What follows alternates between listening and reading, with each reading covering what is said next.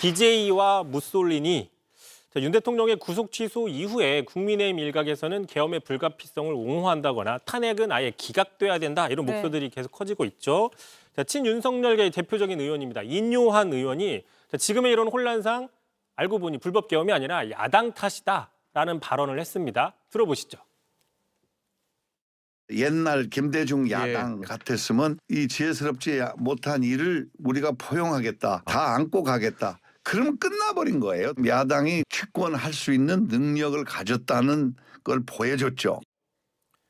다시 말해서 인요한 의원의 이야기를 따라보면 45년여 만에 계엄을 선포하고 또 국회에 계엄군들이 총을 들고 들어간 게 어떤 심각한 위헌 사례나 탄핵 사유가 아니라 그저 지혜롭지 못했던 사안인데 야당은 이걸 가지고 왜 이렇게 시끄럽게 하느냐라는 어떤 반발인 셈인데 좀 황당하다는 비판이 나오는 겁니다. 포용도 포용 나름이지 계엄군을 국회에 난입시킨 걸 포용시켜도 되는 건가?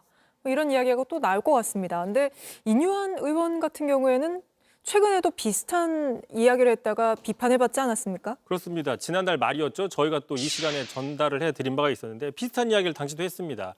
민주당 측에서 우리가 다 안아줄게. 이 잘못되고 지혜스럽지 못한 계엄 행위를 우리가 다 안아줄게. 그렇게 포용을 했어야 된다라고 이야기를 한 것이 있었던 것이죠. 네.